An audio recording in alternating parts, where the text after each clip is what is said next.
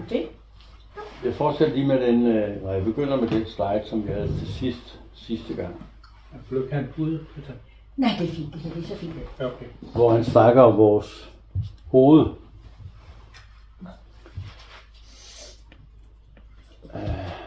Som jo har noget at gøre med den fulde rustning og frelsens hjelm. Og den her som frelsens hjelm, når vi bærer den på den måde, hvor vi er i kontakt med Gud, og vi ved, at vi er frelst, jamen, så hele vores system kan komme til at signalere det over for andre mennesker, når vi færdes blandt dem. Altså, vi går med Gud, når vi ved, at vi er frelst. Når vi har troen i hjertet og har et bønneliv og den slags. Jamen, så fremstår vi på en bestemt måde som Guds børn, som mennesker kan mærke. Men det kræver den her åbenbaring om, at vi er frelst. At det faktisk er rigtigt, at det er Jesus, der døde på korset for vores synders skyld. Så vi er blevet gjort retfærdige, og uanset, jamen så har vi ikke synd på os lige meget, hvad vi laver. Han har betalt det. Så vi er frelst, vi er renset, vi er beskyttet. Vi har en hjælper, der følger os lige meget, hvor vi går hen ad i verden. Så vi er også gjort begunstiget, som der også står heroppe. Og derfor så kan vi leve fuldt ud. Fordi uanset hvad der sker, så ved vi, hvor vi ender. Der er ikke noget, der er skjult for os. Det alt sammen står i Bibelen. Hele Bibelen beskriver vores livsforløb, så at sige. Så når nu det er sagt, så kan vi gå videre. Så alt det her, vores frelse, det bærer vi ligesom sådan et billede. Ligesom sådan et billede, der hænger på væggen, som illustrerer noget. Så vi illustrerer noget, når vi vandrer rundt blandt andre mennesker. De opfatter os på en bestemt måde. De kan godt lide at være sammen med os. Især når vi ikke prædiker evangeliet. Men den måde, vi er på og reagerer på i sammenhængen, det kan folk godt lide. Hvis det så kommer dertil, at de spørger, hvad vi så laver, og vi så snakker kirke og Gud og hvad slags, så trækker de sig lidt til. Men derfor er det nødvendigt at bruge et gunstigt øjeblik til det. For eksempel, hvis der er nogen, der er syge, så kan man sige til dem, men jeg vil godt bede for din kone, eller for din søn, eller også. Fordi så ved man jo, at Gud han lytter med, ikke også? Og man ved, at Gud han gerne vil kontakte andre mennesker. Og der er ikke noget, der får det til at ske som bøn for nogen, der er syge, eller har en eller anden opgave, der skal udføres, eller om de har søgt ind på et seminarium, eller hvad de har. Altså, han er jo altid i baggrunden og vil sørge for, han ved jo, hvornår der er folk, de skal kontaktes. Altså.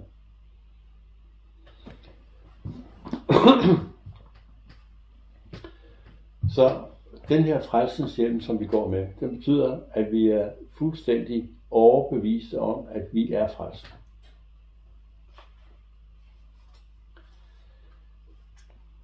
Jeg ved ikke, om det kun er mig, der har været i tvivl om den slags. Men jeg tror det ikke. Det, der har hjulpet mig, det er at finde alle de her sammenhænge i Bibelen fra det gamle og det nye testamente og se, hvordan det passer sammen. Hvordan overensstemmelsen er der. Hvor noget, der er profeteret 1000 år inden at det sker, det kommer i opfyldelse. Og alle de her sådan ting har til sidst har det klinget så rent ind og sige, jamen det er jo sandhed, som der står ude i Salmens bog.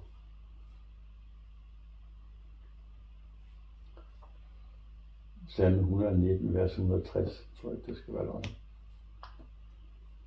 Og den her sådan overbevisning, som vi bærer, den her ro, det skaber i os, det får andre mennesker til at lægge mærke til. Der er noget særligt ved dig. Hvad er det for noget, der er særligt ved dig? Kan de godt finde på at sige. Så du hviler i din frelse, og du bærer din frelse, og du viser din frelse.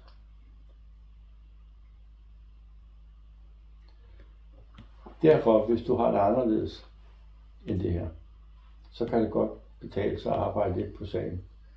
Fordi det vil give fremgang både for dig selv, men også til Guds rige. Fordi andre mennesker de bliver mere og mere påvirket af, når du er i nærheden. Du er simpelthen frelst ved troen gennem Guds nåde. Har vi fortjent det? Nej, det har vi ikke.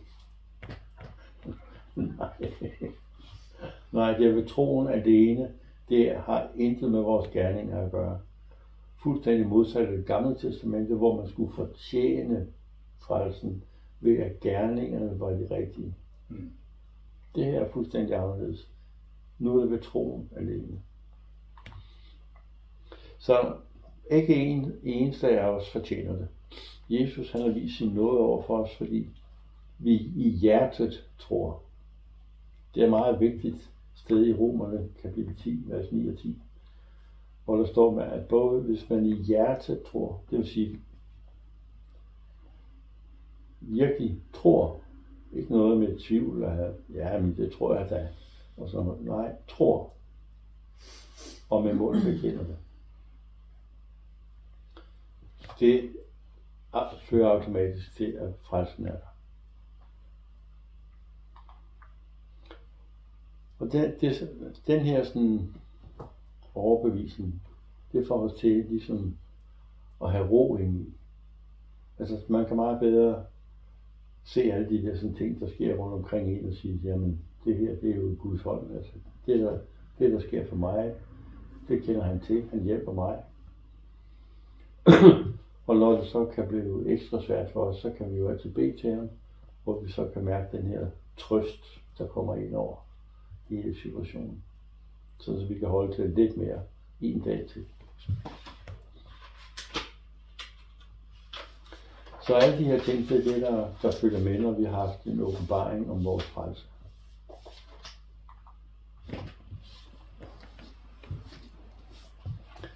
Jeg ved ikke, om du har bemærket det, men nogle gange så er det sådan, når der kommer nogle bestemte mennesker ind i et rum, så er det ligesom om atmosfæren den ændrer sig. Hvis det er en rocker, så ændrer den sig i den ene retning. Og hvis det er en overbevist kristen, som har haft et kristent liv, og som virker i en eller anden tjeneste, der kommer ind, jamen så bliver det sådan en helt anden fredfyldt atmosfære. En forventning, der breder sig. Det kommer til at føles som en fred, og man glæder sig over at høre, hvad det her mennesker har at sige til. Altså. Man har lyst til at lære dem at kende. Og det her er virkningen af, at nogen bærer frelsens hjem. Jo mere fylde, jo mere Gud får lov til at fylde os op med sine måder og veje, og vi også handler det ud i vores liv, jo mere vil det skinne igennem, når det er, vi vandrer rundt sammen med andre mennesker. Men du har jo også dertil, hvor du er kommet i din vandring.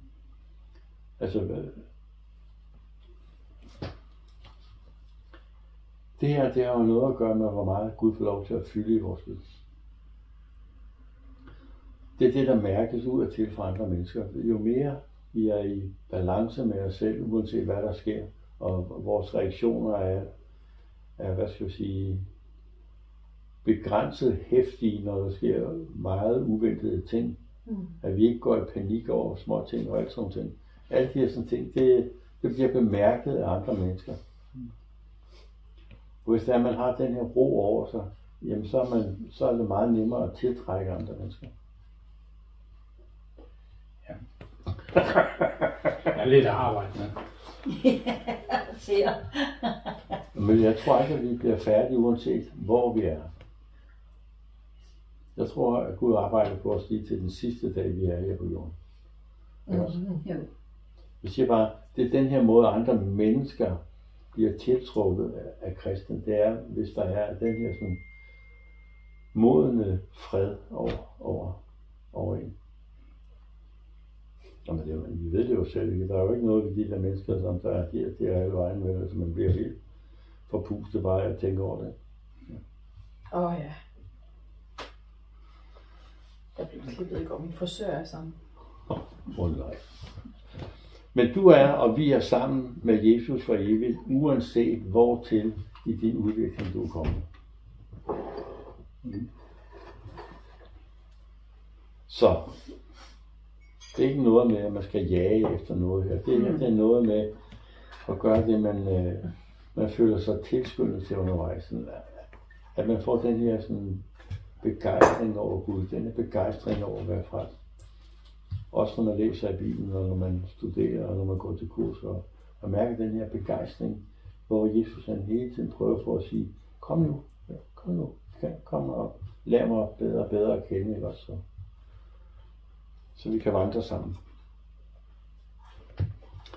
Så med din og vores til stedværelse, så vil andre mennesker føle en slags fred, fordi vi er på samme sted som dem, bare fordi vi er der.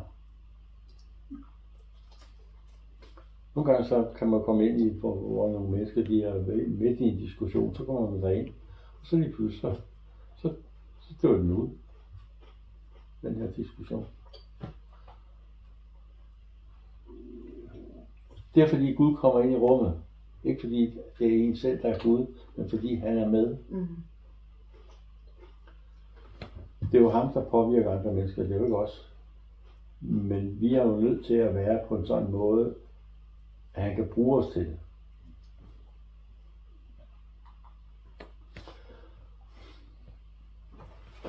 Årsagen er, det er som om der er sådan en slags autoritet til stede. Og det er der jo i virkeligheden også. Og den autoritet, der er til stede, som vi bærer rundt på, det er Jesus Kristus. I nadveren, der deler vi hans blod. Og når han siger, dette er mit blod, så betyder det, dette er mit blod. Det kan godt være, at da det kom ud af flasken, så var det vin, eller druesaft, eller saftevand, eller hvad det nu ellers er. Men når Jesus siger, at dette er mit blod, så betyder det, at når vi drikker hans blod, så deler vi skæbne med ham. Så han er en fast bestanddel af os, fordi vi indtager mad. Så han er med os, hvor vi går.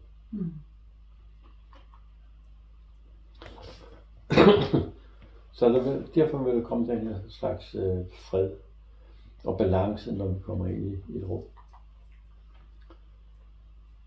Jeg ved ikke, om du har prøvet at få det sådan, når der er nogle specielle mennesker, der vandrer ind i rummet.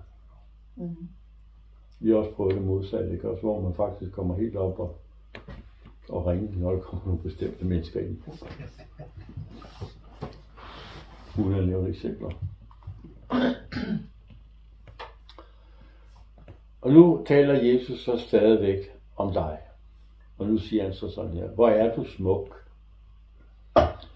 Hvor er du yndig?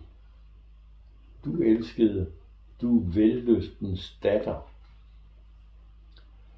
Vellysten, det betyder luksusdatter. Du er delikat, du er frydefuld, og du er behagelig. Det har ikke noget at gøre med seksuelle ting.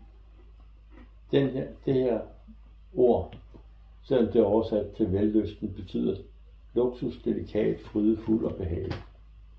Og det er altså ret anderledes end den gængse opfattelse af det. Så det siger han til dig i dag. Så han taler til den modne troende. Og det er dig. Når du når til det her sted i undervisningen, så er du blevet mere moden. Det kan ikke undgås andet. Og Shulamit, det betyder også den, som freden er givet til. Så den her undervisning er med til at give os fred. Og det Jesus er ude på, det er at give os den her fred, så den kan brede sig. Så den er til stede, uanset hvad der sker rundt omkring os. Det betyder også, den som fuldstændigheden er kommet til. Kommet til. Ja, fordi Jesus er kommet til dig, og han er fuldstændigheden. Så du har fået fuldstændigheden i gave af Jesus, da du sagde ja til ham. Og samtidig har han også givet dig freden. Og den vil jo vokse i takt med, at han får mere og mere plads i vores liv. Salomos højsang. Slomo, det betyder den, som freden tilhører. Det er Salomos navn. Hans navn betyder den, som freden tilhører. Men kong Salomon betyder så kongen af den, som freden tilhører. Hvem er kongen af den, som freden tilhører? Det er Jesus. Og det han har givet os mere end noget andet, det er fred. Fred på grund af vores tro på ham. Ikke på grund af nogen som helst gerninger, men troen alene gør han og giver os den her fred. Jamen er det ikke utroligt, at det hænger sammen? Ligesom er det han. Både navne og alting, alt sammen. Så på grund af din tro på ham har du fået fred, og det er fred i enhver tænkelig betydning af ordet fred.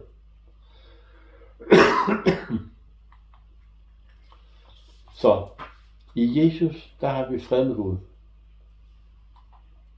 Vi har fred med os selv.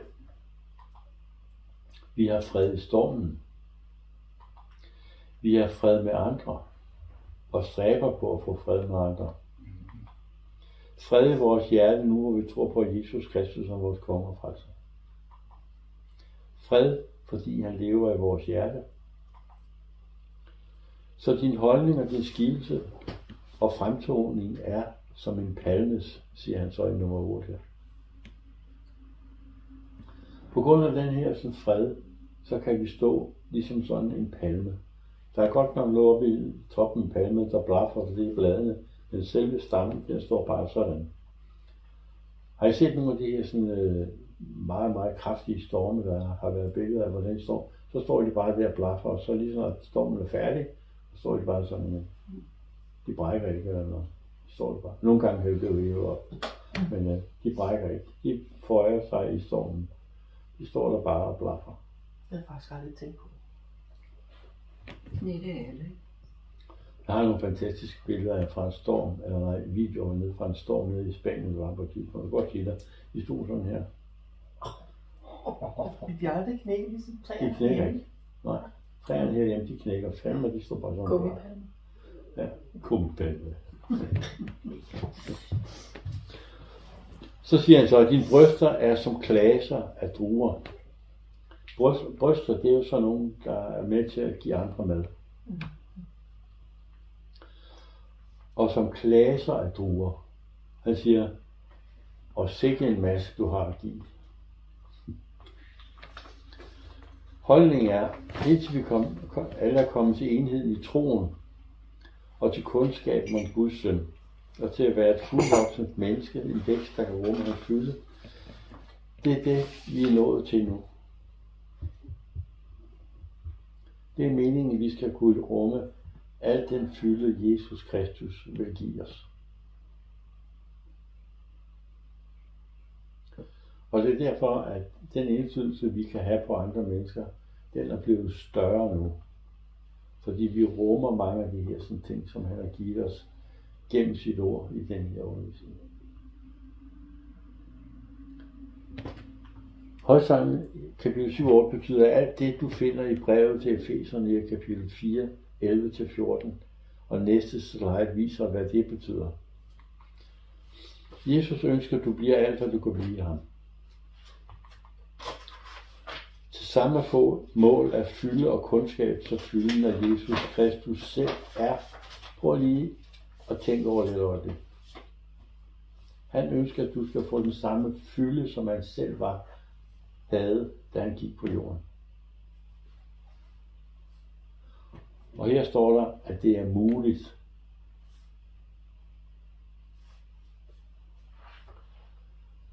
Så er det lidt nemmere at forstå, hvorfor der er nogle mennesker, der bare kan lægge hænderne på de syge, og så bliver de raske. Så er det også muligt at forstå, at når nogle mennesker profeterer, så ved man, at det sker altid. Så er det nemmere at forstå, når der er nogen, der har fået specielle gaver, for eksempel til at undervise. Når de så gør det, så forstår man det på en ny måde. Sådan så man kan bruge det. som alle de andre gaver, han så nu har givet, opmuntrer og alt muligt, formaner og alt de der ting. Der er nogen, der kan gøre det på den måde, som Gud han gjorde det på. Og så lige pludselig så bliver alting spiseligt. Man formår at tage det ind på en ny måde.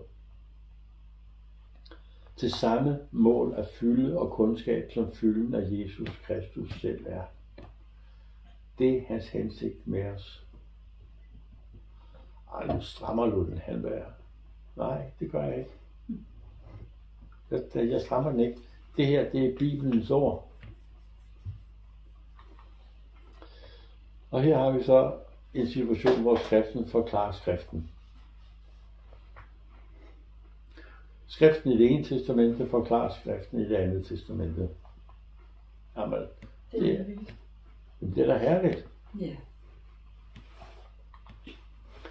Så det er Nye Testamente, der forklarer skriften i Det gamle testamente. Det er nok fordi, det er nødvendigt, at vi skal vide det. Og dermed så forbinder det gamle testamente og det nye testamente sig til en samlet enhed. Så man kan ikke undvære det gamle testamente. Hvis man ikke havde det gamle testamente, så ville man ikke vide, hvad for nogle synder, der er synder. Hvad der er synd, og hvad der ikke er synd. Og så tænkte jeg, hold det op, har Jesus også betalt det? Ja, der. Nå ja, det der. Nå ja, så skal jeg heller ikke ud og slå fugle ihjel, når jeg har lavet et eller andet. Og alle mulige ting, altså det er jo fantastisk, hvor mange ting vi er fri for i forhold til dem, der levede i Det gamle testamentets tid. Ja. Så væksten til målet af Jesus Kristus fylde er, hvad Jesus Kristus selv ønsker for dig. Og ikke engang kun det, men så han også gør det muligt for både dig og mig. Han har sagt, jeg ønsker at fylde dig til min fylde. Det er det, han ønsker. Og det eneste, vi behøver at gøre, det er at holde os tæt til ham, så gør han det gradvist. I forhold til, hvad vi kan tåle og hvad vi ikke kan tåle. Der er gode nyheder. Det må man sige. Det må man sige. Det er lidt hårdvindende. Og så har han både skrevet det gamle og det nye testamente. Det er for, det er sådan for at vise medierne. Og han altid har ment det. Og vil du gerne have det sådan? Ja, tak. Ja. Så må du gå til Jesus og fortælle om det. Ja, tak.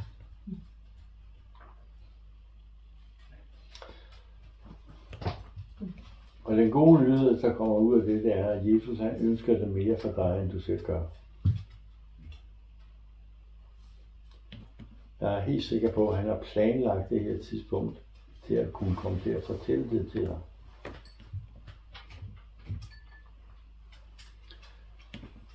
Jeg ønsker mere for dig, at du skal komme til at rumme hele min fylde, end du selv gør. Det er så ikke at sætte barren højt for sig selv. Vel? Han har sagt, det jeg ønsker, det er det her. Hvis nu det er, at du siger til dig selv, men jeg synes, det er okay med 80%. Eller? Jeg ønsker stadigvæk det her. Ja, man kan godt udvide det til 90%. Jeg ønsker stadigvæk det her.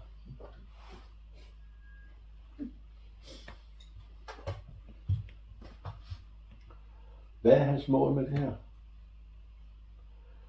Hans mål er, at vi skal være ham i denne her verden. Halleluja. Hvordan bliver vi ham? Det er at lytte til ham. Gøre, hvad han siger. Lytte til ham. Sige det, han fortæller os. Være den, han ønsker, at vi skal være. Ha' det sind, han ønsker, vi skal have.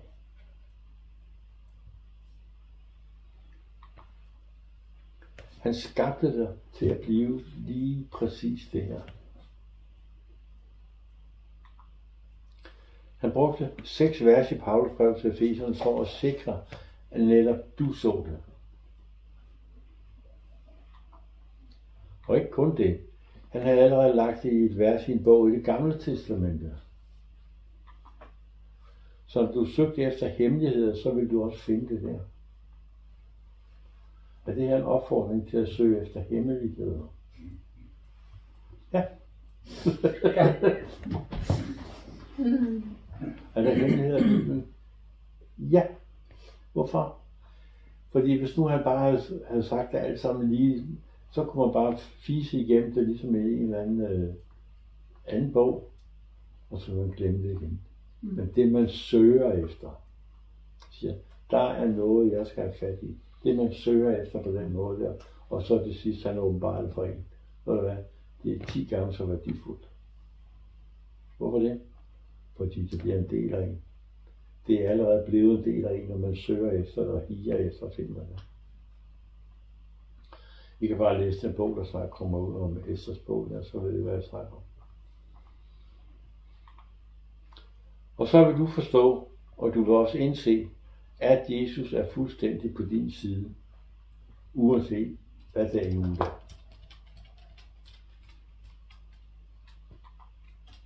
Og han ønsker, at du skal blive alt, hvad du kan blive i ham. Altid.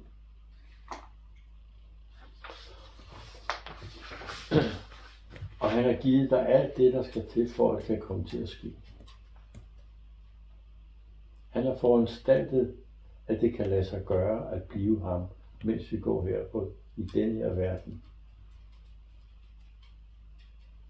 Selvom vi ikke kan komme i 1000 års ved endnu, eller hvad det nu er alt sammen. Hvordan sker det så, tænker du måske? Ja. For det første så er du nødt til at indse, at det er sandheden, og derefter begynder at vandre, som der står i Efeserne, kapitel 4, vers 11-16.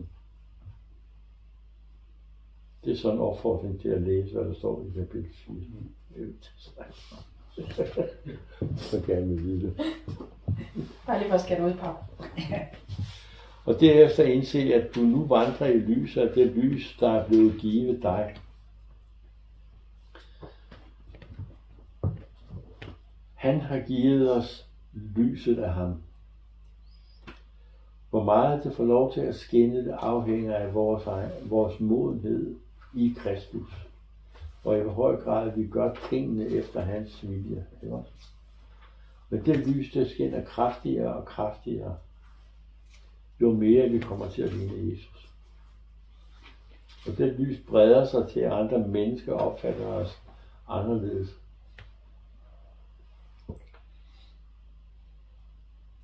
Og mennesker vil også komme til at opfatte jer anderledes, bare fordi I har været udsat for det her. De vil se anderledes på jer. Det er simpelthen simpelt. Tro det, begynd at vandre i det, og Jesus vil få det til at ske et skridt ad gangen. Det er hans simple opskrift på alt, hvad der har med evangeliet at gøre. Alt, der har med udvikling at gøre. Om det så er gaverne, brugen af gaverne, det er det samme hele vejen igennem. Det er sådan, han arbejder.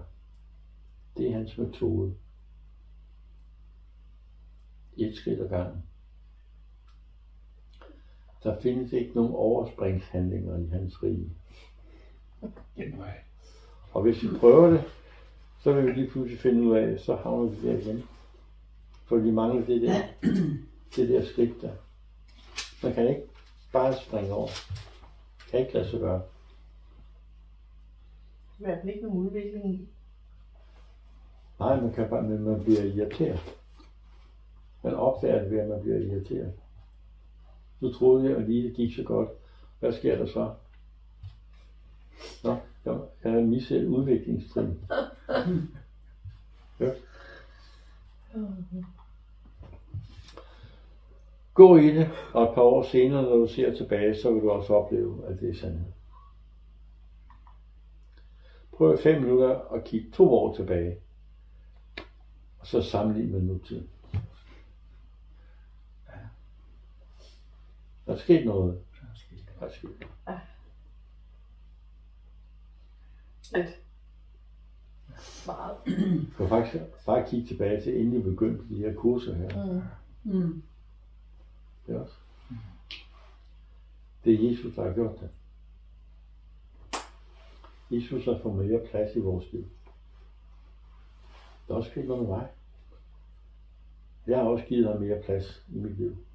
Oven på de her 2 år.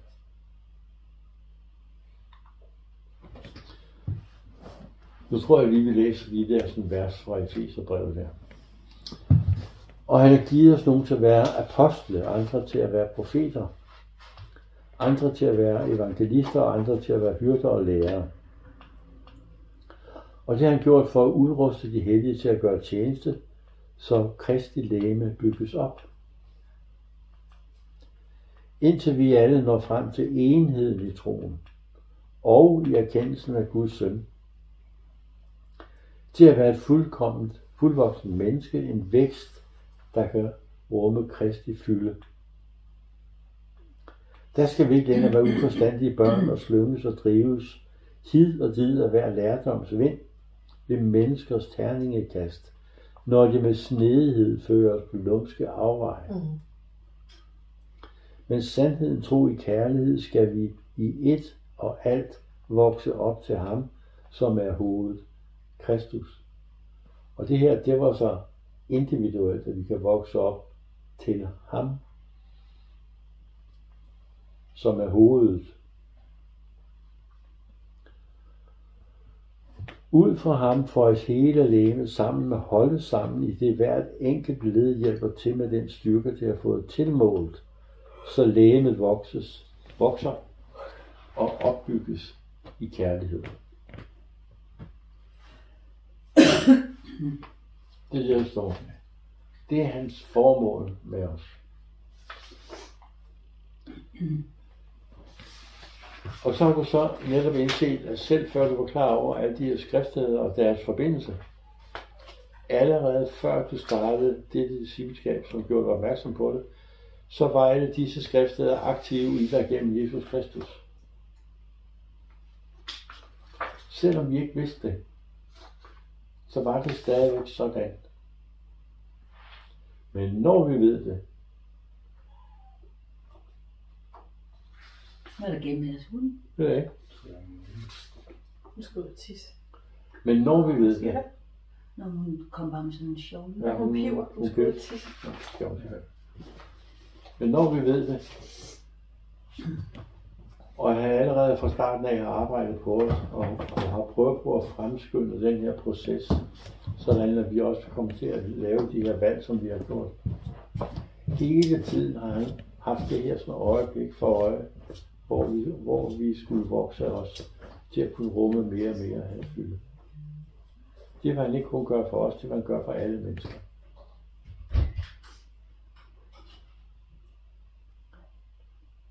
Det er noget af en bedrift ellers.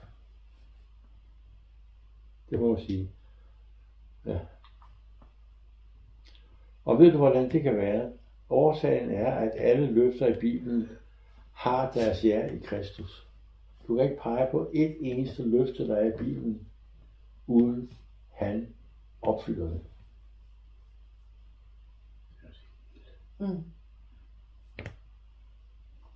Ja. 2. Korinther kapitel 1 og vers 20, for alle Guds løfter, altså alle faderens løfter, har fået deres ja i Kristus. Og derfor siger vi også, ved ham, hvor amen, Gud til ære. Det er faderen, der har foranstaltet det her. Jesus, der har opfyldt det ved at dø på korset. Det er trofasthed. Så er der lige et par sandheder her. Fordi da jeg så hjemme og lavede det, så kunne jeg jo godt fornemme, at jeres tro og min tros mål, den er gået op et hak på skalaen der i den her tid, vi har været sammen. På grund af alle de her få skriftsteder her, som vi har været igennem. Et par stykker har vi jo været igennem. 2 gange. Men at man simpelthen kan mærke på sig selv, jamen de her skriftsteder, de har fået min tro et nyk opad. Ja. Og det kommer faktisk hver gang, vi er sammen. Ikke? Så de her skriftsteder, de er med til, at vores tro, den vokser. Så lad os nu bare give Jesus en stor hånd og takke ham, fordi det hele handler om ham. Det er ham, der har foranstaltet mødet. Det er ham, der har foranstaltet, at vi har besluttet at være her. Det er ham, der har givet os muligheden for at lytte til de her sådan, ting fra ham af. Så æren er hans, og vi kan mærke det i vores eget liv hver dag. Altså nogle gange, så kan vi godt være vores egen værste fjende og overanalysere alting. Især hvis tingene ser ud til konstant at gå imod os, så tænker vi måske gjorde jeg det her forkert. Måske jeg glemte noget, jeg glemte at bede bordbøn før jeg spiste. Måske det er Gud, der holder mig tilbage, fordi. Nej, det er ikke sådan, det hænger sammen. Det gør det bare ikke. Vi kigger på næste side, og så fortæller jeg dig sandheden, og hvordan det hænger sammen. Du skal simpelthen ikke spekulere på den slags, for det er ikke sådan, det hænger sammen. Det er ikke fordi, du har glemt noget, det er ikke fordi, du har haft en mærkværdig dag, det er ikke fordi, du har syndet, det er ikke fordi, du har set på et eller andet fjernsyn, du skulle lade være med, eller noget, eller bandet, eller været irriteret på din kone, eller din mand. Nej, det er ikke derfor. Men du skal fortsætte med at bruge dine gudgivende gaver til at gøre det der, du er kaldet til at gøre. Og så huske Jakob kapitel 1, vers 1 og 2. Fordi samtidig med, at vi bruger vores gaver, så er vi nødt til at begå nogle fejl indimellem, fordi ellers så kommer vi aldrig nogensinde til fuldendt værk, fordi så det er på grund af fejlene, vi bliver bygget op. Det bliver til modstandskraft imod irritation og dårligt humør, når vi er kommet igennem dem. Det er derfor, at du skal kun regne det for lutter glæde, når det er, at du går ud for modstand. Det skaber udholdenhed. Er det nødvendigt at være udholdende i det her? Ja, det er det. Er det nødvendigt at kunne holde til alle mulige mennesker, der peger fingre af, og deres måde at prøve på at rive det hele fra hinanden på? Ja, det er nødt til at være udholdende. Så han har det hele dækket. Han tager det, vi kan holde til at udsætte os for det, så vi kan komme hele skinnet igennem og vokse i processen. Ja.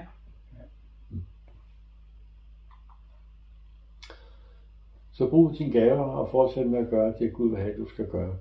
Og hvis du er profet, så profeter. Hvis du har lærergave, så undervis. Og hvis du er kaldet til at bede, så bed. Og Jesus, han vil lede dig. Efeserne 4:11-16. Du har allerede selv set, det er sådan.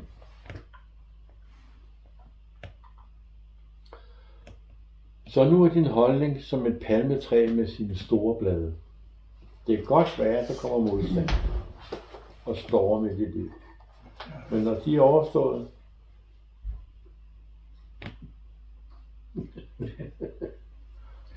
og så kommer der fint frugt ud af det. Det her palmetræ, det bringer skygge og beskyttelse for dem, der er under dine vinger. Og med dine bryster vil du pleje de mennesker, der er i din varetægt, og du vil give næring til de mange mennesker, som du møder. Klage af druer. Det var det, vi kom fra.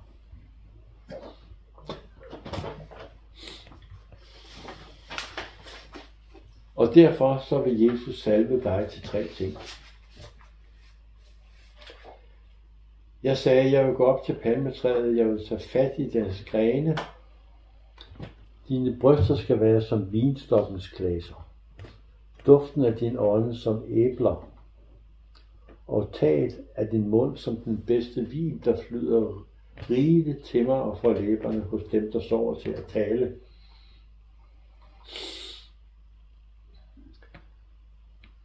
Jeg skal også forklare, hvad det betyder. Men når Jesus han salver dig til at gøre noget, så er det ikke ligesom når din kone fortæller dig, at du skal gå ned i Brugsen for at handle. Altså når jeg går ned i Brugsen for at handle, når min kone har sagt til mig, så går jeg ned og tager lige lagt lidt ned fra hylderne, som hun har bedt om, når jeg husker det. Ikke også? Hvis ikke jeg har sadlen med, så glemmer jeg noget af det. Hver gang. Men han salver os til at gå ind og gøre alle de der 3 ting, og det betyder, at det vil blive sådan. Der er ikke noget med, at han glemmer noget. Det er ikke noget med, at det bliver mindre eller større. Det kommer til at ske, som han siger. Præcis som det siger. Så når han siger, at det skal blive sådan her for dig, så betyder det, at han allerede har set, at det bliver sådan.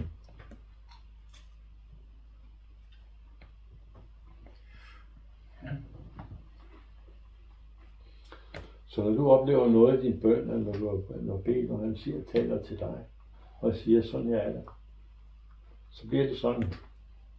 Jeg blev virkelig åndssvagt ude i luften dengang, han sagde til mig, at jeg skulle skrive 2 bøger.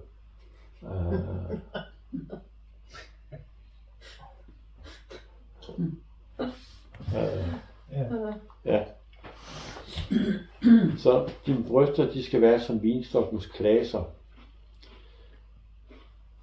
Og det betyder så, bagved det her, betyder det, at Jesus har set din iver. Og frugten af den iver vil strømme ud af dig som levende vand. Så iveren i dig bliver blevet omdannet til en måde, andre mennesker kan modtage det på. Så det bliver til levende vand. Du ved godt, når vi nogle gange kommer op og kører, ja, men det skal bare i gang, og sådan noget, ikke også? Men når han omformer det, så når det kommer ud af os, så vi rent faktisk står i situationen, så kommer det ud på hans måde, i stedet for på vores måde. Jeg ved ikke, om nogen kender oplevet det, jeg har ofte oplevet det her. Fuld af iver for at komme i gang med at gøre det også, og så sker der nogle ting, så det ikke lige helt kan lade sig gøre. Så tålmodigheden er nødt til at overtage, og så bliver det på en helt anden måde, end jeg havde forestillet mig. Ja. Men det kommer til at ske alligevel. Men det bliver bare mere brutalt end andre mennesker. Ja. Så der kan komme frugt ud af det.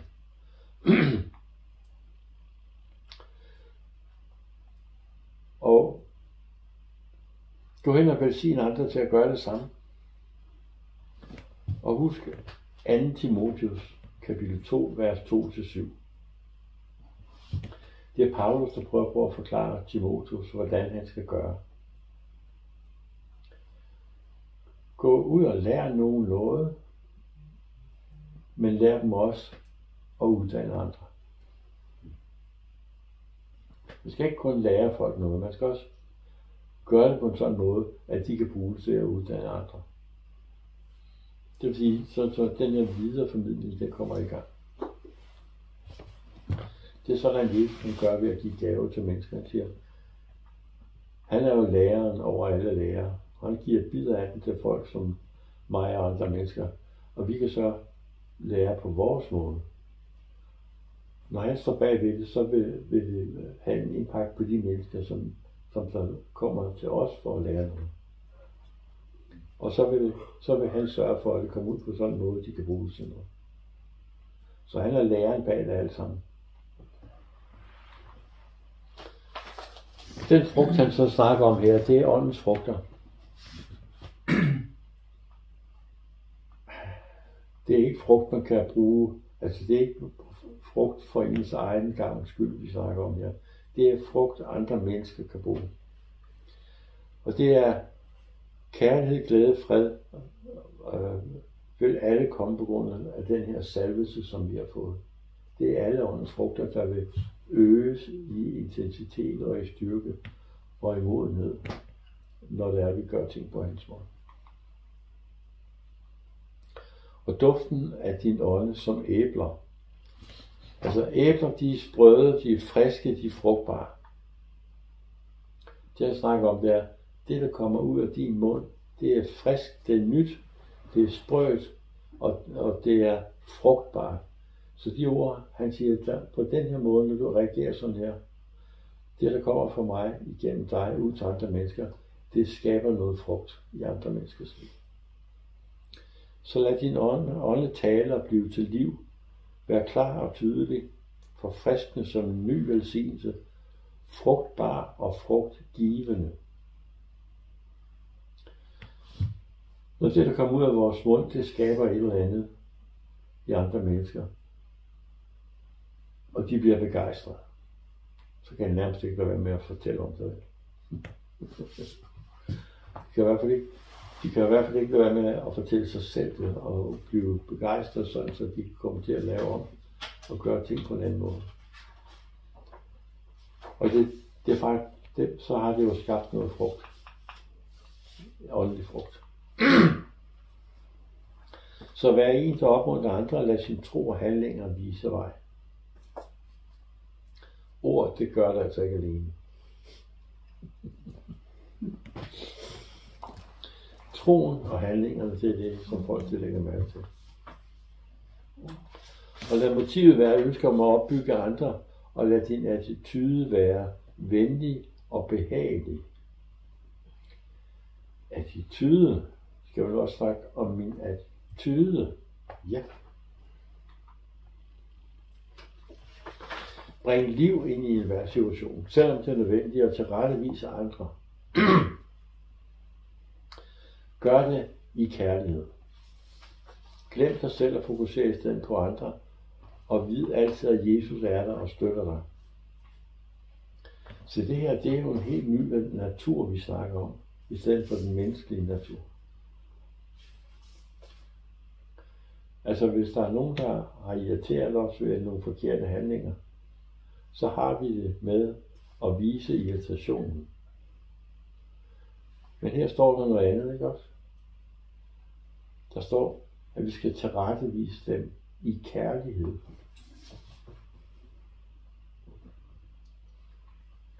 Det er faktisk et ret stort spring.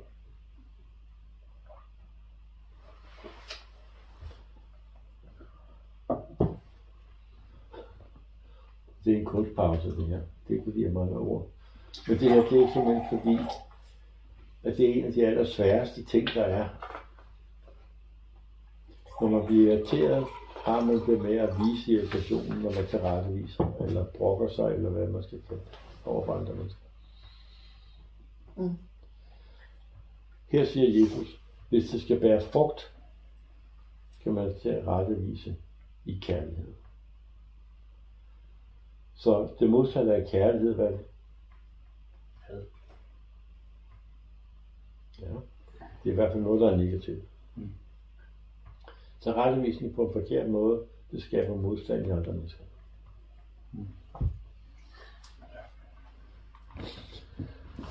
Nu er det blevet udvalgt og salvet til at gøre det og være det. Før det her tidspunkt var det kun kaldet til at gøre det, og det betyder, at den nye virkelighed, den er, at når du taler, så sker der noget. Når vi begynder at tage de her ting alvorligt og gøre, som der står her, som Jesus han vil, så sker der noget, når vi taler.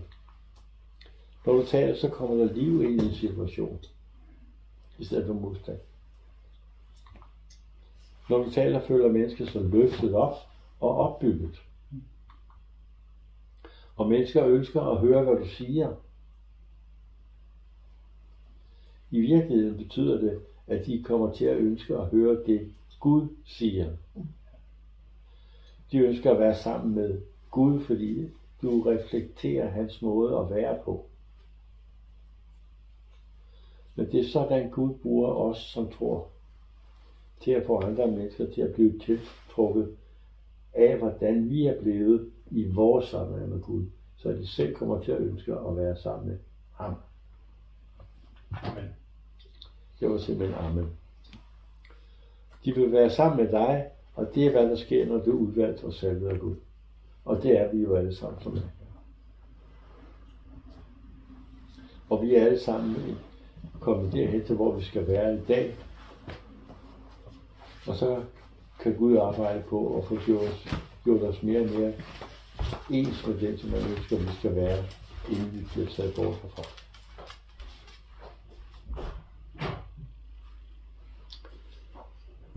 Så siger han så en ting til. Og taget af din mund som den bedste vin. Hvad er taget af vores mund? Det er ganen, ikke? Ved I, hvordan man laver vinsmagning? Man tager en lille sip ind i munden, så gurkler man så, og så synger man, så kan man mærke den her smag fra ganen. Det er ganen, der er vores mest sensitive sted inde i munden til smag. Det er derfor taget af den i munden er som den bedste vin. Det troede jeg tunge var. Nå, okay, så lader det. Jamen, der kommer jo også noget smag i tungen, men ganen, det afspejler hele registret af smag fra vin. Okay. Det virker sådan. Det får at ganen kan komme til at fylde ned til tungen og de andre organer, der er derinde.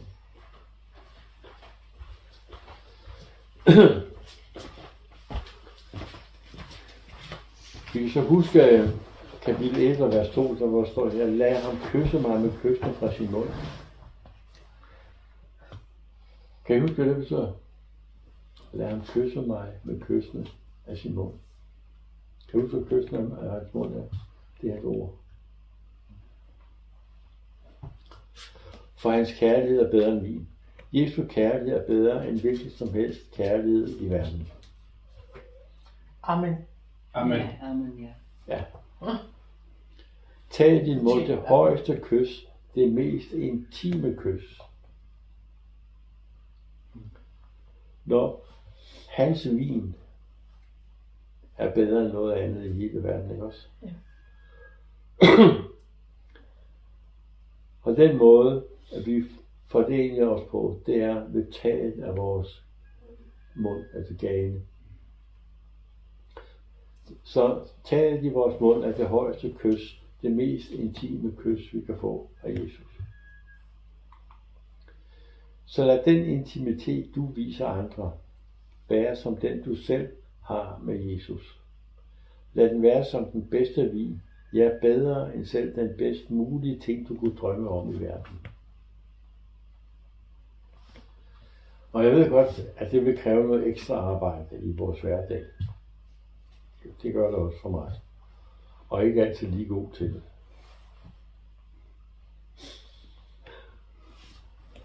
Det er I sikkert heller ikke. Men vi er jo alle sammen på vej derhen imod det, som Jesus han har som slutprodukt for os, inden vi bliver taget ind til himlen. Men det hjælper at se hans ord fortælle os, at vi er, hvor vi skal være, samtidig med, at han ønsker, at det skal blive endnu bedre. Så fra nu af, når du er sammen med andre mennesker, så mærker du din intimitet med Jesus, og så begynder de at tænke, at den må være bedre end noget andet i verden. Bedre end alt det, de plejede at elske i verden. For de andre mennesker mærker de jo, når vi er sammen med dem jævnligt, så mærker de jo de her ændringer, der sker der. Og nogle gange så stiller de også spørgsmål til det. Andre gange så løber det langt væk, fordi de godt ved, hvad det er, det kræver.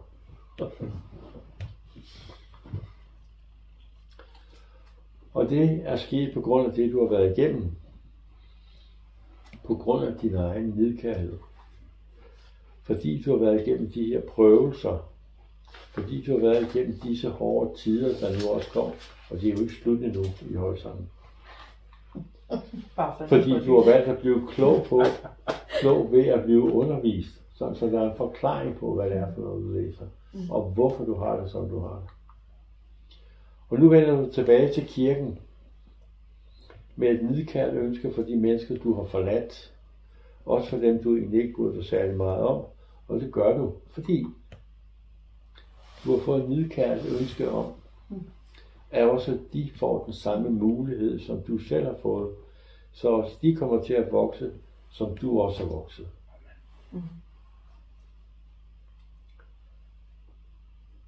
Det her var, fordi vi kom tilbage til Danmark. På grund af det her.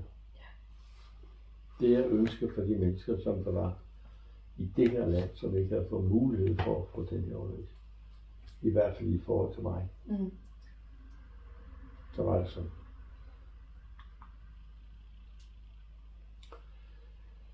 Kan alle lide alle i kirken? Vær ærlig. Lad være med at løbe.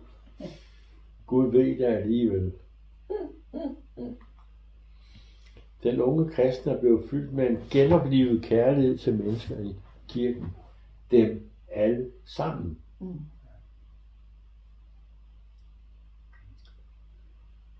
Jeg husker det tydeligt. Dengang alle Gud lavede det nogen med mig. Jeg har sikkert fortalt det før. Ja. Jeg kan stadig huske, at jeg kan nogle gange, så kan jeg ikke gøre med krigen alligevel, fordi jeg blev... Den dag jeg fik spørgsmål, så jeg, nej, det er løgn, mand. Ja. Men... Spørgsmålet om hvad, Ole? Jeg ikke lige. Nej, heller ikke mig. Prøv lige at sige, hvad det er, mener. Når jeg kom i kirken, Ja. så når der kom et bestemt menneske ind i kirken, Så tænkte jeg, nej. Ja. Og jeg var irriteret. Jeg også se den fremtoning og det handlingsforløb, der skete, når vedkommende var. Så når vedkommende ikke kom ind i kirken, og jeg sad deroppe ved pulten, deroppe ved computeren, så synes jeg, det var en god dag, når det kom. Så sker der hverken bedre, eller værre, eller bedre, end at Paul Henning kommer hen til mig. Kunne du ikke godt tage vedkommende igennem vejen til frihed?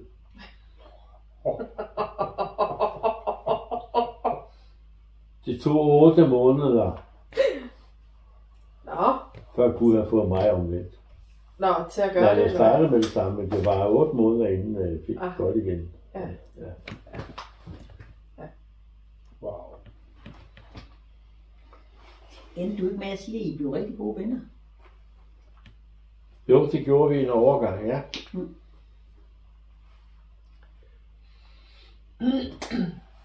Nej, det skal jeg ikke sige mere om det. Men det er rigtigt. Og ja, nej, jeg skal ikke sige mere om det.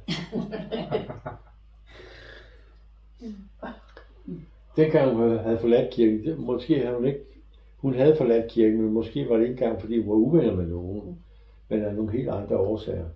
Det var også helt andre årsager, vi var i Spanien. Men nu blev hun fuldstændig nedkæret på deres vegne, simpelthen på grund af det, hun har opdaget om sig selv, og det, hun har været igennem sammen med Jesus, hans nærvær, hans kærlighed og hans opdragelse, ikke mindst. Og det er i bund og grund, så højsangen, det er en stor opdragelse af os til at komme til at ligne Jesus bedre og bedre. Eller mere og mere hedder det. Og nu ønsker hun simpelthen, at alle mennesker i kirken kommer til at opleve det, hun selv oplevede. Og stadigvæk oplever med Jesus, fordi selvom vi bliver fri med, færdige med højsangen, så er det jo ikke slut endnu jo. Jesus han gør det her hele livet, indtil vi kommer til, så vi kan rumme hans fylde.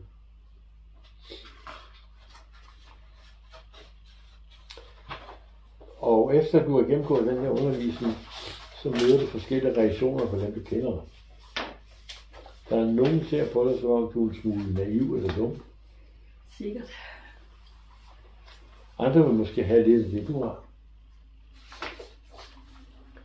Men uanset hvad andre mennesker tænker, så tager der ikke af det, fordi det er Gud, der har gjort det i dig.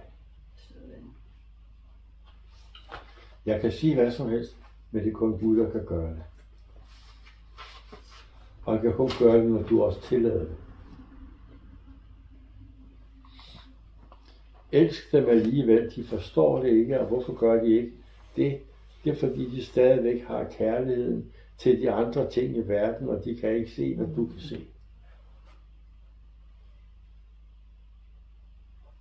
Hvorfor elsker vi Jesus mere end nogen anden ting, vi kan elske i verden? Vi er kommet til at elske ham mere og mere for alt det, vi nu har fundet ud af, at han rent faktisk gør bag kulisserne, uden vi aner det. Er der noget i verden, der kan tilfredsstille alt det her? Nej, det er der bare ikke. Det kan godt være, at vi kan have nogle enkeltstående oplevelser, der er rigtig, rigtig, rigtig gode i verden. Men der er slet ikke nogen, der kan erstatte eller bare kompensere for, hvis jeg skulle mangle det andet fra Jesus. Det kan ikke lade sig gøre. Altså hver eneste gang, vi får en åbenbaring, ikke også den glæde og det begejstring, der vælger op i en. Eller når vi beder for nogen, og de bliver helbredt, eller beder for nogen, og siger, øj, det kunne jeg godt bruge. Alt det er sådan, det kan ikke erstatte sådan noget, vi kan få i verden. Det kan godt være, at vi kan vinde 1 million i tips, eller lotto eller noget. Vi kan slet ikke. De går det ikke igen med de der penge. Men det der for Jesus, det går aldrig væk. Og de mennesker, som ikke har hørt eller noget om det her, eller fået den slags undervisning her, de forstår simpelthen ikke, hvad du forstår. Gør det ikke? Men det kan da ikke passe. Og, nej, det nye og det gamle, nej, det er jo 2 forskellige ting. Nej. Det er bare en helhed. Det var planlagt fra starten af. Først skulle vi opleve, hvad synd det var for noget. Og bagefter så kom ham, der tog alt synd væk. Ikke? Men hvordan skulle man vide, hvad det var synd, hvis ikke der stod i Det Gamle Testamente? Det er rigtigt. Alt det har jeg betalt for, siger Gud. Det var min søn, der gjorde det. Så nu er du fri for at tænke på det. Nu kan jeg bare koncentrere dig om at vokse sammen med mig. Så ikke det er gode nyheder. Så siger han, og nogle af de andre også, de som er parat til at høre, de siger, wow, se på dig. Se på dig nu. Hvor fantastisk. Se ikke en udvikling, du har været igennem. Ja, at du kan gøre det, han har sagt til dig. Se, hvor smuk du er. Bare se på din vandring nu. De åbenbaringer, du får. Den sådan, som du lyser. Det gode humør, der var blomster. Hvor rart du har været sammen med. Og Jesus siger, jeg har ikke kun udvalgt dig, jeg vil også salve dig med hele fylden af min salvelse. Nu er der blevet plads til den. Og unåden er på vej væk. Det er hans måde, det er hans tid. Ikke på din egen måde og efter din egen vilje, men resultatet er, at nu er du blevet nidkær for alt det, der er Guds, og nidkær for hele Guds folk. Som også er jøderne i Israel. Det er jo det. Ja.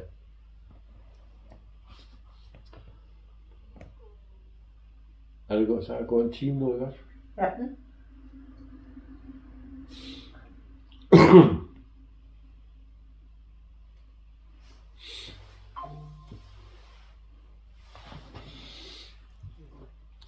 Jeg tror, at vi skal stoppe her. Hvad siger du det? Ja. Ja. Får vi post? Jeg ved ikke, hvad det var. Kommer en bil. Har du det bedste at stoppe nu? Ja, fordi det er måske kapitel 8. Ja, det er vi ikke. Vi er ikke i kapitel 8, der er mere i kapitel 7. Ja. Men jeg tror, at det er nok for i dag. Ja, det er godt.